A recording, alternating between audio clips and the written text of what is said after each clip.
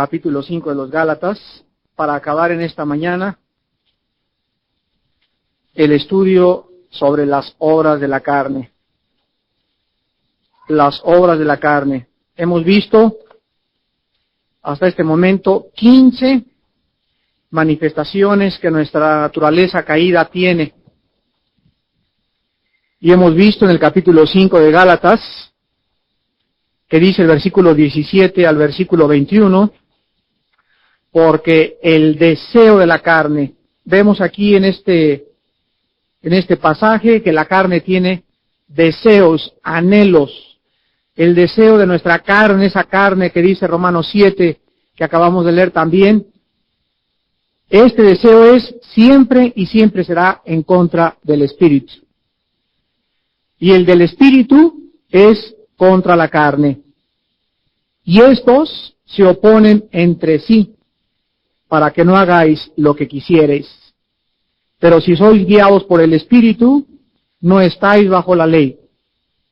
Y manifiestas son las obras de la carne, que son adulterio, fornicación, inmundicia, lascivia, idolatría, hechicerías, enemistades, pleitos, celos, iras, contiendas, disensiones, herejías, envidias, homicidios. Y hasta aquí nos quedamos en el tercer estudio, y en este cuarto y último estudio vamos a ver las borracheras y las orgías, que ya son el colmo de la carne, ¿verdad?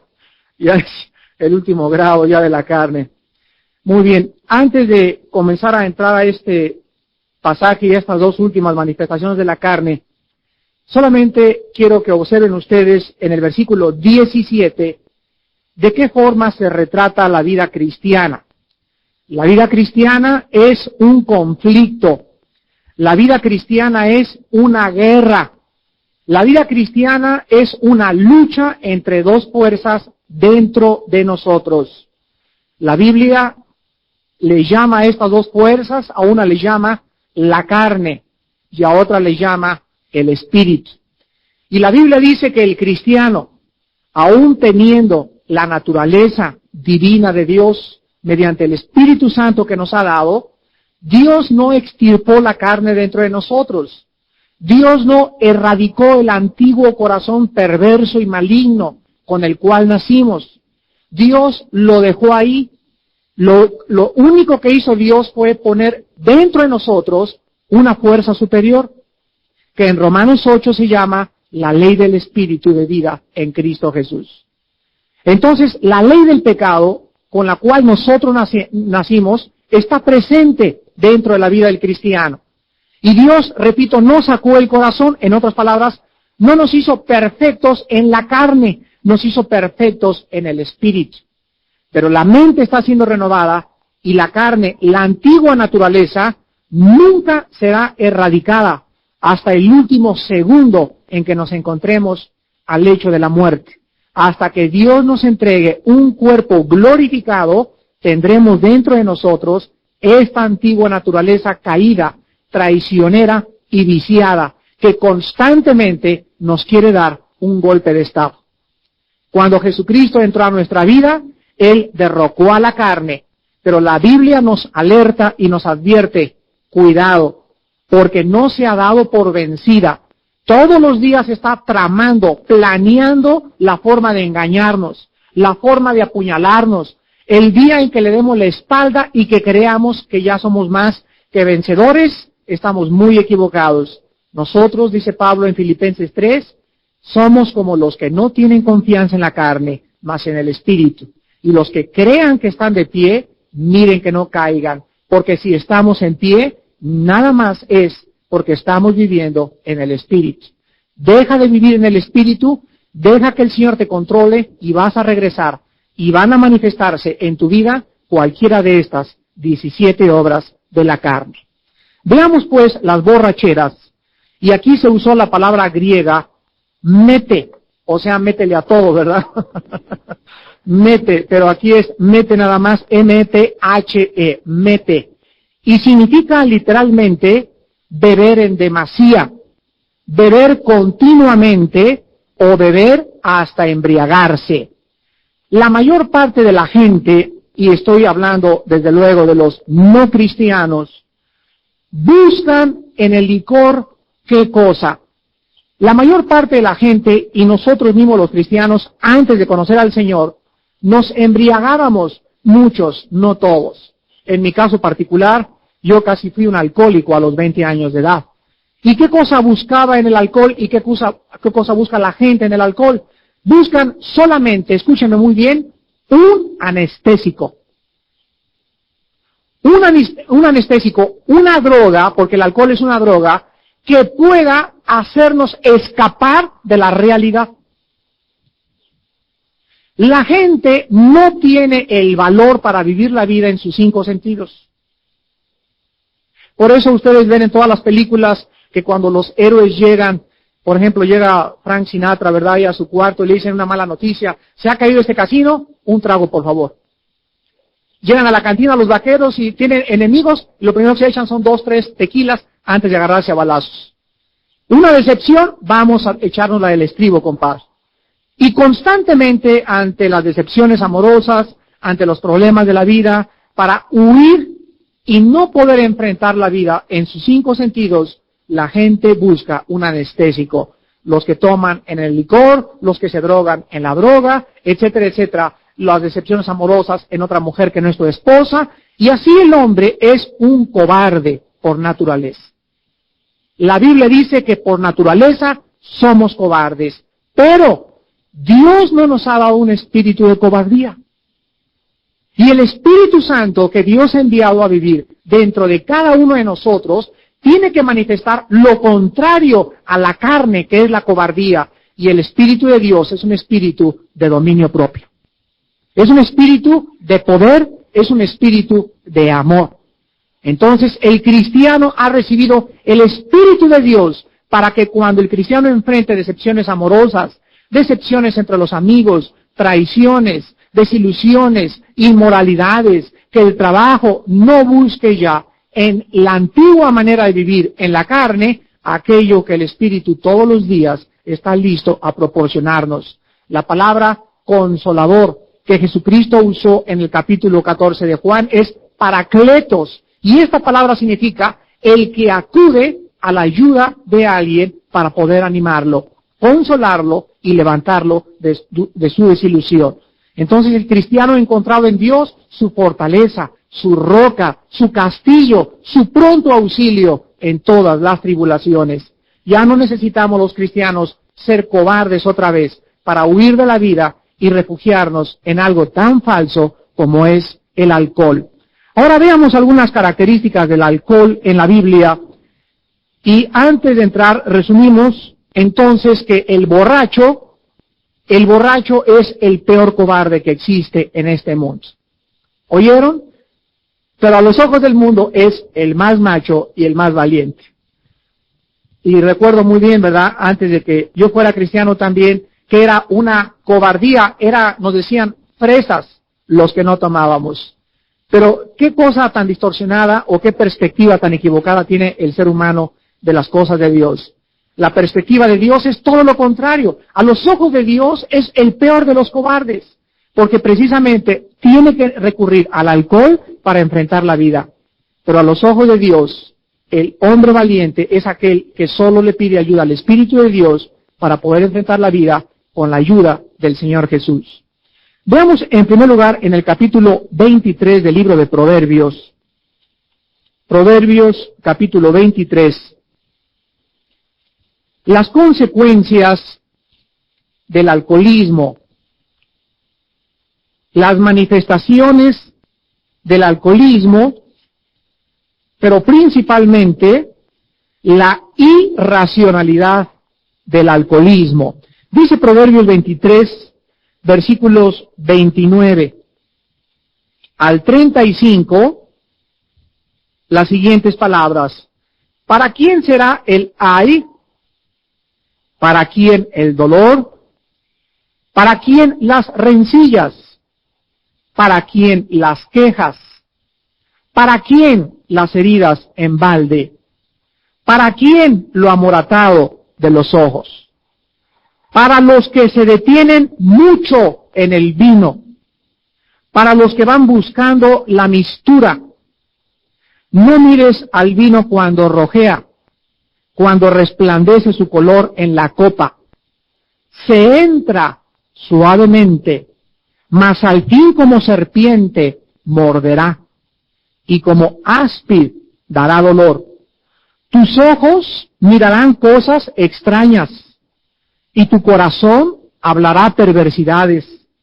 Serás como el que yace en medio del mar, o como el que está en la punta de un mastelero, y dirás, me hirieron, mas no me dolió, me azotaron, mas no lo sentí, cuando despertare, aún volvería a buscar la de Bacardí.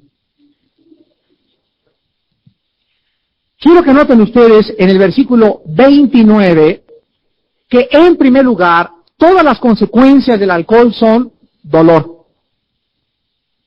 Para quienes, ay, ¿para qué tomé anoche? Para quienes, ay, qué cruda traigo. Para quienes, ay, ¿por qué me habré peleado anoche con mi esposo? ¿Para quién las quejas? ¿Para quién todo esto? Para las personas que han usado el alcohol como un anestésico. Ahora, una de las cosas más contradictorias que existen es que dice la Biblia en el versículo 31 que el licor cuando entra, o sea, siempre la primera copa, el primer sorbo, es sumamente agradable. Yo les he dicho a muchas muchachas que muchas de ellas van a perder, si no es que ya perdieron, su virginidad con una copa. El inicio para poder comenzar a convertirse en un animal, si hay algo que despierta dentro de nosotros el animal que traemos dentro, es el alcohol. El alcohol bloquea la razón, obscurece el entendimiento y nos rebaja al nivel de los animales. El alcohol quita cualquier complejo, cualquier prejuicio que el ser humano pueda tener. Y si no, véanlo ustedes, por ejemplo, en las personas tímidas. Yo recuerdo que yo me inicié en el alcoholismo precisamente porque era un muchacho sumamente tímido. Y en los bailes y en las fiestas me daba pena sacar a las muchachas a bailar. Me daba mucha pena decirle a una muchacha, ¿quieres bailar conmigo? Y me afligía mucho de pensar que me iba a decir, no quiero. Me sentiría que me iba a derrumbar ahí mismo, de la vergüenza delante de mis amigos. ¿Qué cosa pasó? Llegaron los cuates, échate una. Y me la eché. Échate otra. Y me la eché. Y a la segunda o tercera copa parecía Casanova en la fiesta. ¿Verdad? Porque todos los sentidos de prejuicios, la vergüenza es inhibida totalmente. Y entonces nos damos cuenta de que bajo el alcohol hacemos cosas que nuestros 5 sentidos nunca hubiéramos hecho. Entonces así comienza el lapso, una muchacha también tímida, que tiene miedo que la besen o que la abracen, viene el novio, la lleva a la disco, se toma una copa y la muchacha se da cuenta que con 1 o 2 copas ya está en agogó, con la tercera copa ya se quiere desvestir, con la 5ª copa va y se acuesta con su novio. Así es el alcohol, despierta el animal que traemos dentro. Y dice el versículo 34 y 35, describe la irracionalidad del alcohol. Serás como el que yace en medio del mar, o como el que está en la punta de un mastelero. Aquí está hablando de lo que comúnmente se llama, y vulgarmente, la cruda. La cruda, ¿verdad?, es todo te da vueltas y estás como en la punta de un barco. Pero la contradicción en el versículo 35 es grave. Y dirás, me hirieron, mas no me dolió. Me azotaron, mas no lo sentí. Cuando despertare, aún lo volveré a buscar. Una de las contradicciones y uno de los problemas graves del alcoholismo es que produce adicción. Y las personas que sufren bajo el alcohol y que saben que les fue como en feria y que saben la cruda que van a tener, aún siguen diciendo, mañana me pongo la del estribo. Esto es algo irracional desde el punto de vista lógico, desde el punto de vista de la mente humana. ¿Cómo es posible que el ser humano disfrute haciéndose daño? ¿Cómo es posible que una persona, por ejemplo, que se ve un cigarro a la boca, sepa que sus dientes, su lengua, su tráquea, su exófago, su laringe, sus pulmones van a ser envenenados? te van a poner los dientes como dientes de burro maicero, amarillos como elotes. Tu lengua, tu digestión, es irreversible los daños de la nicotina. Pero sin embargo, ahí está el hombre, o sea, la persona que fuma, ¿no sabe acaso que se está matando? Sí lo sabe. La persona que toma, ¿qué no sabe que va a sufrir y que va a lamentarse? Sí lo sabe. Entonces, ¿por qué lo hace? Dice el capítulo 7 de Romanos, porque lo que hago no lo entiendo. Y el mal que no quiero hacer, eso hago. ¿No es verdad? Entonces encuentro que mi mente me dice, no lo hagas, pero mi cuerpo es más fuerte. Mi mente me dice, estás mal, te va a pasar esto y esto y el otro, pero aunque mi mente racionalice y me diga, estás mal, dice Pablo, veo dentro de mí una ley que es más fuerte que mi mente, que mi fuerza de voluntad, y me arrastra y me lleva a hacer cosas que no quiero hacer. Damas y caballeros, para esto vino Jesucristo. La Biblia nos enseña entonces que la fuerza de voluntad no puede contra la ley del pecado y de la muerte. La clase pasada les explicaba a ustedes que la ley del pecado es como la ley de la gravedad. ¿Qué es una ley? Una ley es algo que es continuo, que es inmutable, que no sufre cambios. Eso es una ley, que siempre se manifiesta de esa forma. Por eso se llama la ley de la gravedad. O sea, yo no hay ningún día que recuerde que me haya levantado que la ley de la gravedad no se esté manifestando. Todos los días suelto algo y cualquier cosa más denso que la atmósfera es atraído al centro de la Tierra. Es una ley y siempre está trayendo los objetos más pesados al centro de la Tierra. El pecado es una ley dentro de nosotros. Todos los días el pecado, cuando yo me levanto, ejerce la ley de estarme jalando y nunca va a dejar de jalarme. Nunca. Entonces, ¿qué necesitaba el ser humano? El ser humano necesitaba algo superior a esto. Vean lo que dice Romanos capítulo 8.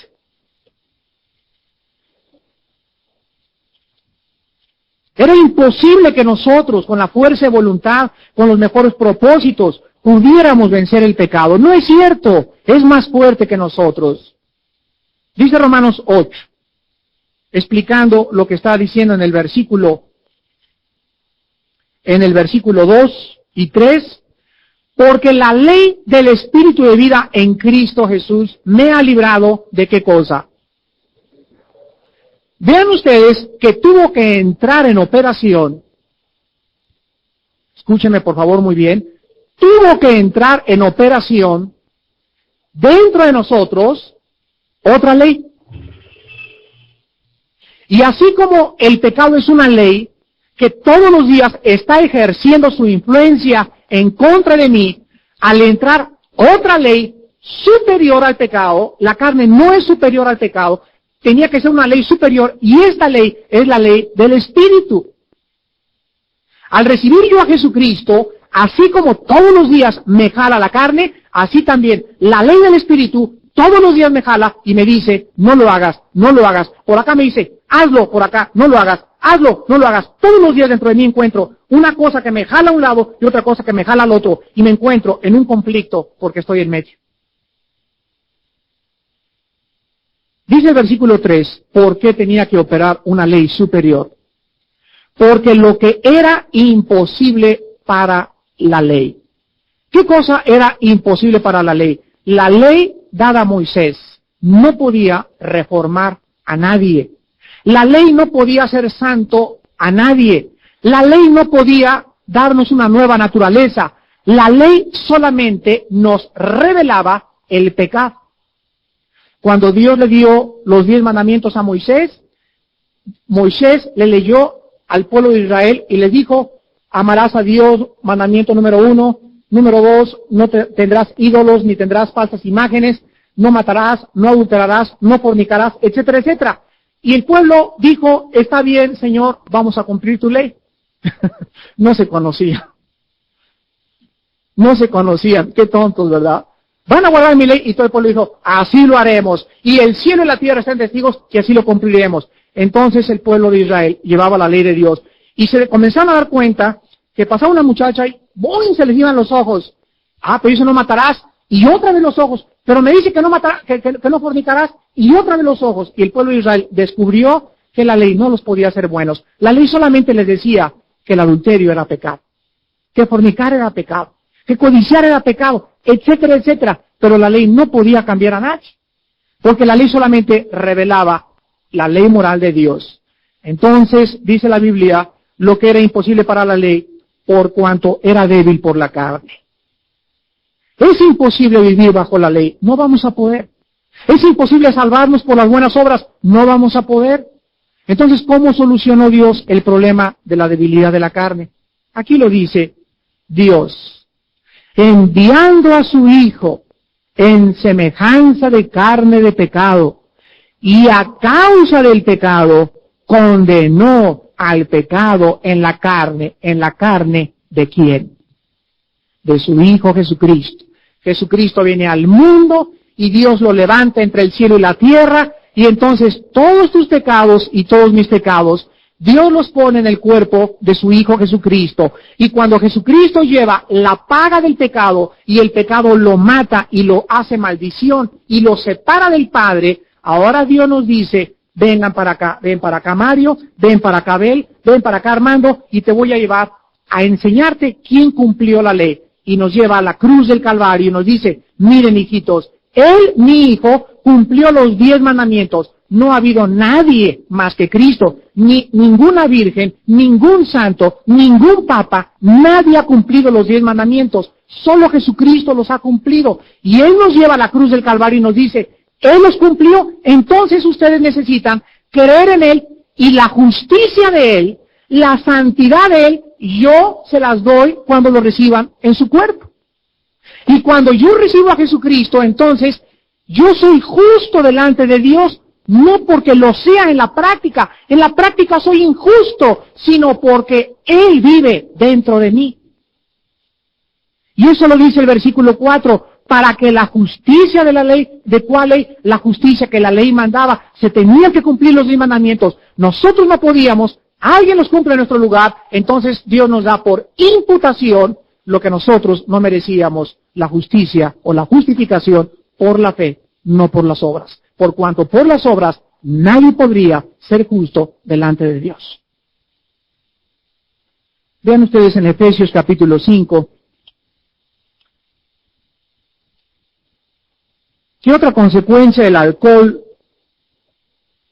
es que el alcohol produce algo muy peligroso en el ser humano. Efesios 5:18. 5:18, Efesios, no os embriaguéis con vino, y aquí está la consecuencia, en lo cual hay disolución, antes bien, sed llenos del Espíritu Santo. La palabra disolución, en el original griego, es la palabra azotia, con S, azotia, y significa sin freno ni control, libertinaje total. Dice la Biblia que una de las consecuencias del alcohol es que la persona pierde cualquier restricción moral. Una muchacha, repito, pierde, si es una muchacha de casa y fue educada moralmente, bajo el influjo del alcohol se vuelve una loca. Cualquier persona decente, prudente, ecuánime, coherente, bajo el alcohol, pierde sus riendas. Pierde la fuerza que nos mantiene controlados, porque cuando entra el alcohol libera todas las inhibiciones, rompe todos los frenos y la persona se desboca completamente. Entonces dice la Biblia que lo contrario al libertinaje, dice, no os embriaguéis con vino, en lo cual hay libertinaje total, antes bien, sed llenos del Espíritu. Vean ustedes que se contrasta el libertinaje total, la irrestricción de frenos y de moral, con la llenura del Espíritu Santo. ¿Por qué? Porque el Espíritu Santo vino precisamente a ponernos un freno en nuestra vida. Aquí hay una pregunta que quiero contestar y que muchas mentes de ustedes ya están ahorita maquinando. Y la pregunta es, ¿por qué el apóstol Pablo le recomienda a su discípulo Timoteo que use el vino como algo digestivo y como una medicina para sus constantes problemas gastrointestinales? Y quiero aquí hacer la siguiente aclaración. La Biblia permite las bebidas de moderación, pero la Biblia prohíbe la borrachera y el licor. Entonces, hay bebidas de moderación. Por ejemplo, ustedes van a Europa y todas las personas en Europa comen con la comida vino. Hay personas aquí en México también que en la comida usan vino. Y hay otras personas que aquí usan agua de horchata o jamaica en lugar de vino. Creo que está mejor la horchata, ¿verdad? Pero en donde se usa esto como algo lógico, ¿verdad? Porque no hay el agua que tenemos aquí de horchata y jamaica en Europa, usan vino con las comidas, pero se toman medio vaso de vino o se toman un vino. También hay muchos hermanos que me han dicho, ¿puede un hermano tomarse una cerveza? Y sí puede un hermano tomarse una cerveza, puede tomarse un hermano una copa de vino. Lo que Dios prohíbe es el abuso de esto. Ahora, muy bien, si esa cerveza o esa copa de vino va a ser el inicio para el alcoholismo, dice la Biblia, todo nos es permitido, mas no todo nos conviene.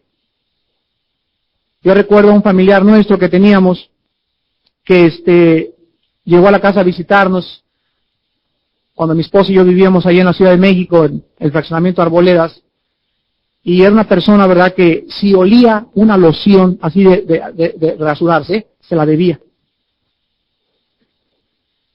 Y los que han atravesado el alcoholismo comprenden lo que le estoy diciendo. Entraba a mi baño y teníamos miedo mi esposo y yo de dejarlo en la casa, porque si no había una cerveza en mi casa o vino, se bebía mis lociones. Y esto, ¿verdad?, nos habla a qué grado tan extremo puede llegar el alcoholismo en una persona. Entonces, la Biblia nos muestra también, vean ustedes ahora, Proverbios capítulo 20, Proverbios 20, versículo 1, Proverbios 21, que dice, el vino es escarnecedor, la sidra alborotadora, y cualquiera que por ellos yerra, no es sabio. Aquí encontramos dos consecuencias más del alcohol. El alcohol hace una persona burlona. Dice la Biblia que es escarnecedor. La palabra escarnecedor significa burlón, o el que se está constantemente burlando de la demás gente. Y el alcohol hace que la gente se vuelva burlona. Se burlan de Dios, se burlan de sus amigos, se burlan de la decencia, se burlan de la moral. Ándale, comadrita, éntrale, que no sé qué. Ándale, baila esta en la disco. Y comienzan a burlarse de ti porque están transformados por el poder del alcohol. Pero también dice la Biblia en Proverbios 20 que la sidra, aquí la palabra sidra es la palabra hebrea, shaká, que significa licor fuerte. No la sidra que toman en las bodas ni nada. Dice, el licor fuerte es alborotador. En otras palabras, el alcohol hace a la gente burlona y peleonera. Y peleonera. Vean ustedes que todos los borrachos se agarran a trancazos con el que se les atraviesa. Se cree realmente Rambo. Y si no son buenos para el trancazo, ¿verdad?, con 2, 3 copas se sienten, José Luis Chávez, ¿verdad?, o Mantequilla Nápoles, y se agarran con el que sea. Y como bajo el alcohol te ponen a dar golpes y ponerte el ojo moro y no sentirlo, pues mucho más todavía, ¿verdad? Y en último lugar, quiero que vean en Isaías capítulo 5, que en el Antiguo Testamento los profetas de Dios ya condenaban gravemente el abuso de las bebidas embriagantes. Isaías 5, versículo 11 y 12, dice el profeta Isaías, ¡ay de los que se levantan de mañana para seguir la embriaguez, que se están hasta la noche, hasta que el vino los enciende, y en sus banquetes está la sonora santanera, y las guitarras eléctricas, y el cha-cha-cha, etcétera, etcétera, y vean lo que dice, y no miran la obra de Jehová, ni consideran la obra de sus manos. La Biblia dice que el alcohol le roba al ser humano el concepto y los valores de la eternidad. Es imposible traer 3 o 4 tequilas y caminar por la playa de Acapulco y estar adorando a Dios y estar con tus 5 sentidos pensando en Dios, viendo la puesta del sol y los pescaditos y la espuma que moja a la arena, que sube y que baja, el color tan transparente del mar. Es imposible, bajo el alcohol, admirar la obra de Dios. Hace muchos años, cuando mi esposo y yo radicábamos en el puerto de Acapulco, teníamos 2 años, para ser exactos, de ser cristianos, en 1975.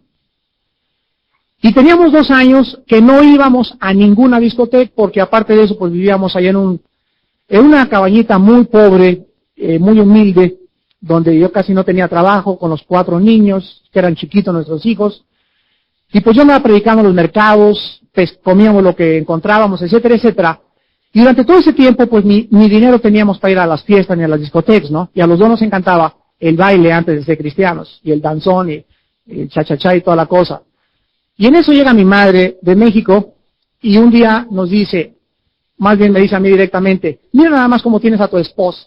¿Por qué no bailan? Son unos fresas, unos fanáticos, unos religiosos, que no han ido a bailar desde que ustedes se convirtieron. No, mamá. No. A ver, ahorita mismo que me viste, le dice a mi esposa linda, vístanse tú también y me los voy a llevar a Acapulco y vamos a ir a divertirnos. Y mi esposa y yo como que nos volteamos a mirar y dijimos, bueno, pues vamos a ver qué onda, ¿no? Ya nos fuimos ahí con mi mamá, ¿y a dónde creen que nos llevó? Pues mi mamá nos llevó a esa discoteca tan famosa que se llama El Bocachos, ahí enfrente del Plaza Internacional.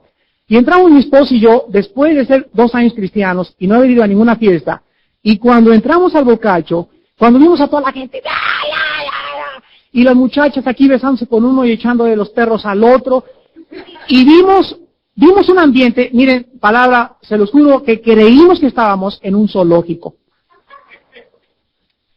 Y así nos quedamos espantados, nos sentamos, yo pedí un sidral, ella pedí un tehuacán, y mi mamá estaba, pero feliz de la vida, ¿verdad? El guachachá y las otras personas que iban con nosotros. Y mi esposo y yo como 15 minutos estábamos así, viendo y nos preguntábamos, ¿nosotros estábamos en esto? ¿De aquí nos sacó el Señor? ¿Saben lo que hicimos? Automáticamente, sin despedirnos de mi mamá, nos atravesamos la costera, nos fuimos a la playa y nos fuimos caminando desde la playa del Plaza casi hasta la playa de Hornos, durante las 11 horas de la noche, a la luz de la luna, agarrados de la mano, dándole gracias a Dios que estábamos disfrutando más esa noche que todos los que estaban en el Bocacho 70. Y descubrimos mi esposa y yo algo tremendamente profundo, que la felicidad se encuentra en las cosas más simples de la vida. Nos dimos cuenta que ya no necesitábamos esa falsedad, esa hipocresía de toda esa gente que estaban bajo el alcohol, creyendo y riéndose por fuera, pero llorando por dentro cuando salían de ese lugar, y que ahí encontrábamos esa luna tan preciosa en esa noche, el oír la playa, el mar y todo. Le dijimos en esa noche, ahí nos arrodillamos y le dijimos, Padre Santo, gracias por rescatarnos de un mundo perverso, vano y superfluo.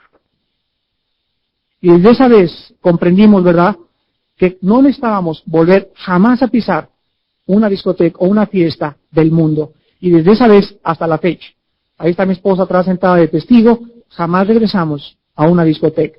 Porque descubrimos que una noche en mi casa, comiendo sándwiches con 2 hermanos, o con 3 parejas, oyendo música cristiana y platicando, éramos más felices que de las fiestas a las cuales estábamos acostumbrados.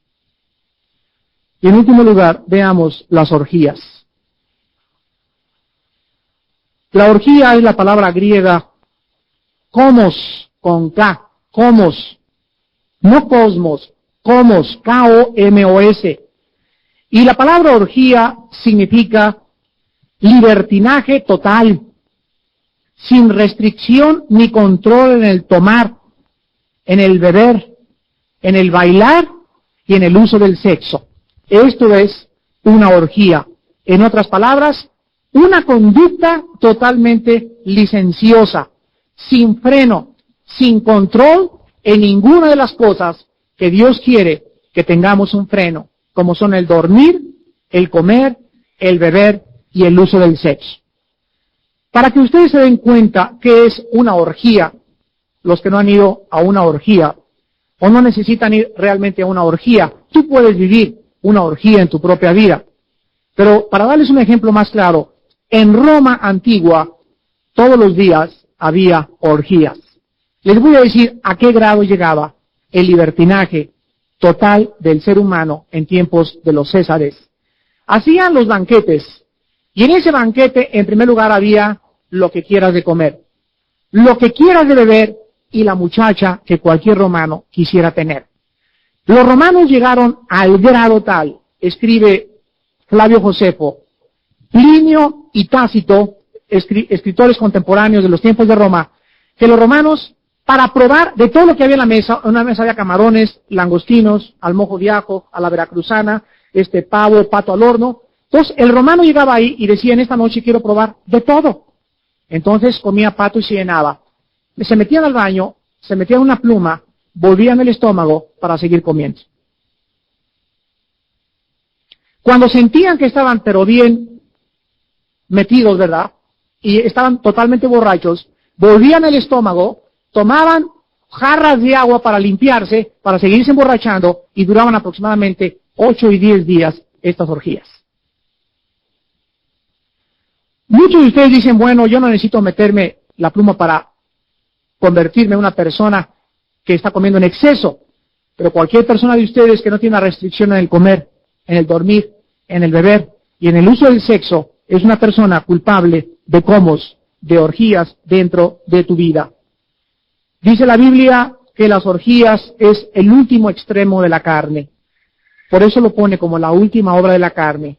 Una persona que se entrega a una vida sin control en el sexo. ¿Por qué creen ustedes que hay tanto SIDA?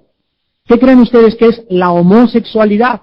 La homosexualidad es una orgía, es no darle rienda al sexo y usarlo en propósitos fuera de aquellos que Dios destinó para su uso legítimo. Con estas 17 obras hemos acabado las obras de la carne y quiero acabar dándoles el resumen de las obras de la carne. Quiero que escuchen muy bien esto. Todas las obras de la carne, todas sin excepción, son una perversión de lo que Dios había hecho bueno. Todas las obras de la carne es la exageración a las cuales Satanás nos quiere llevar de todo lo que es lícito. Dios nos ha dado, dice 1 Timoteo 5, todas las cosas para que las disfrutemos. Tú puedes disfrutar una copa de vino, tú puedes disfrutar una fiesta, tú puedes disfrutar el sexo, tú puedes disfrutar la comida, tú puedes disfrutar el dormir, todo es lícito dentro de los mandamientos de Dios.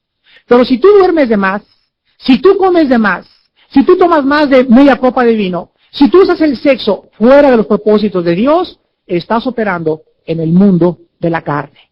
Y es donde Satanás nos quiere llevar a todos nosotros. Vean, por ejemplo, la inmoralidad, la impureza y la lascivia son perversiones sexuales de algo bueno usado legítimamente, el sexo. Vean 1 Corintios, capítulo 7. Durante mucho tiempo se enseñó que el sexo era algo sucio, que el sexo era un tabú, de lo cual nadie debería de hablar. Yo recuerdo que mi abuelita inclusive me dijo, pobrecita, mijito, cuando yo tengo relaciones con tu abuelo, ni siquiera me quito el vestido. Les habían enseñado en esos tiempos, ¿verdad?, hace 40, 50 años, de que era algo sucio, o sea, no podían antiguamente, y se convirtió en algo tan sucio, que se inventó, ¿verdad?, que era prohibido, y por eso dentro de la religión romana, dentro del catolicismo romano, se les prohíbe a los sacerdotes casarse. ¿Por qué se les prohíbe? Porque les enseñaron que no se puede servir a Dios y usar el sexo. Y esto contradice la Biblia, porque la Biblia manda en 1 Timoteo capítulo 3 que los líderes espirituales sean casados. Pedro era casado, Pablo estaba casado, los apóstoles tuvieron esposa. En 1 Corintios capítulo 7, Pablo dice que no tenemos derecho, los apóstoles, de tener una hermana como esposa. Pero vean ustedes que se pervirtió y se convirtió en un tabú del sexo. Y la Biblia nos dice que el sexo sí es una perversión. El sexo sí es algo sucio. El sexo sí es algo ilícito fuera del matrimonio. Dice 1 Corintios 1, 7, del 1 al versículo 5. En cuanto a las cosas de que me escribisteis, bueno le sería al hombre no tocar mujer, pero a causa de las fornicaciones, cada uno tenga su propia amante, dice. No, ¿verdad? Dice, cada uno tenga su propia mujer, la que te pertenece, la compañera que Dios te dio, el compañero que Dios te dio. Y cada uno tenga su propio marido. El marido cumpla con la mujer el deber conyugal. ¿Qué creen ustedes que es el deber conyugal? El uso del sexo. Entonces, el sexo dentro del matrimonio es un deber. Hay muchas mujeres que usan el sexo muchas veces como látigo. Y el marido está así enojado con ella y ella le dice, no, pues ahora, nanay. Y nada, ¿verdad? Y allá anda el marido por ahí dando la vuelta y ellas lo usan para castigar al marido. Recuerden, cuando quieran castigar a su marido sexualmente, que es un pecado. El sexo dentro del matrimonio es un deber. Y dice el versículo 4, que la mujer no tiene potestad sobre su propio cuerpo, sino el marido. Ni tampoco el marido tiene potestad sobre su propio cuerpo, sino la mujer. Y el versículo 5 dice, no os neguéis el uno al otro. Ahí está la cosa. Cuidado, ¿verdad? No se nieguen, a no ser por algún tiempo de mutuo consentimiento, para ocuparos sosegadamente en la oración y volver a juntaros en uno, para que no os tiente Satanás a causa de vuestra incontinencia. Vemos, ¿verdad?, que desgraciadamente hay matrimonios que él se va 2, 3 meses, o ella se va 2, 3 meses, y esto es lo más peligroso que hay en un matrimonio. Separaciones largas, cuando en esta separación los dos no están viviendo de rodillas y a la luz de la palabra de Dios. Porque ahí es cuando viene Satanás y te trae los chocorroles y los panquecitos marinelas, que algún día te van a empalagar al grado que Dios te va a decir, ¿verdad? Aléjate de mí. Y por haber sido infiel a tu esposa, tus oraciones no las vuelvo a escuchar. También la idolatría es una perversión de la adoración verdadera. ¿Qué es la idolatría? La idolatría es adorar a alguien que no es Dios. Y no tiene que ser un ídolo o la figura de San Martín de Porres. Antiguamente eso era. Pero en el Nuevo Testamento la idolatría es tu trabajo, tu coche, tu dinero, tu casa, tus bienes, tu novia, tu hobby, por ejemplo. Cualquier cosa que le demos más importancia que a la obra de Dios se convierte en un ídolo.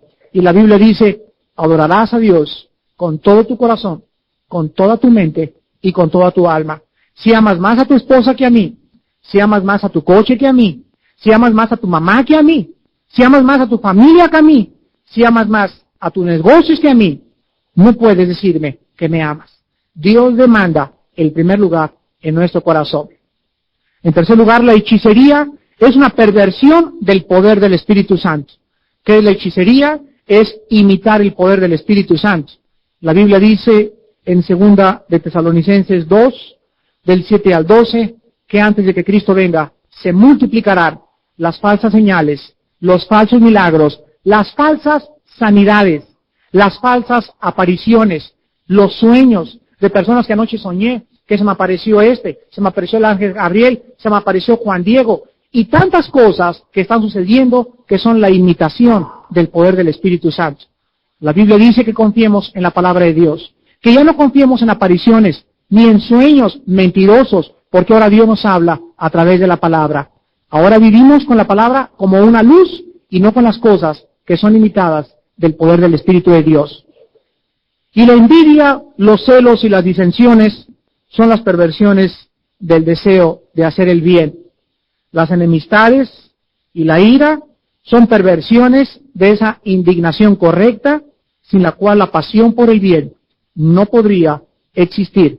Dios ama a las personas que se enojan cuando el enojo es motivado por el celo de Dios. Dios ama a una persona que tenga un carácter fuerte, pero que su motivación sea enojarse para las cosas de Dios. Cristo, cuando vio que su casa era hecha una cueva de ladrones, se enojó y se llenó de ira, pero no era una ira pecaminosa, era una ira santa, porque era motivado por el celo de la casa de su Padre. Hermanos en Jesucristo, cerremos el estudio de las obras de la carne, regresando a nuestro texto original en el capítulo 5 del libro de los Gálatas. Gálatas 5, versículo 17, 16 al 17.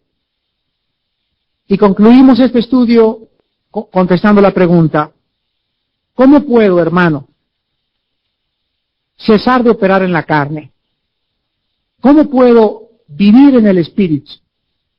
¿Cómo puedo ir cada vez venciendo tantas tentaciones de las cuales estamos rodeados?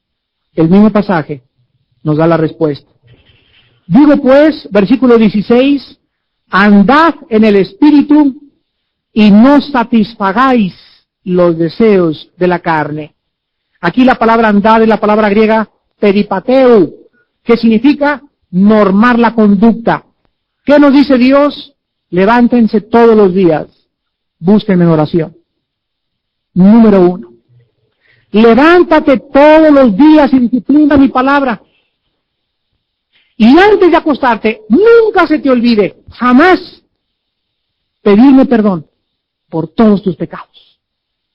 Todos los días recibe mi palabra y lávate, lávate, lávate con la sangre. No dejes que se amontone dentro de ti el pecado. Esto significa andar en el Espíritu. Y por el lado negativo, se nos dice que al mismo tiempo no le demos gusto a los deseos de la carne. En otras palabras, no alimenten, no le den de comer a la carne. ¿Cómo? Rehuye de la pornografía, rehuye de las bebidas embriagantes, rehuye de los negocios ilícitos, rehuye de amistades, marihuanos, borrachos, tranzas, evasores de impuestos, etcétera, etcétera, porque tu amistad con una persona que tenga y viva en la carne es suficiente para arrastrarte. Si tú no vives en el Espíritu, nunca podrás sostener y vivir en la carne.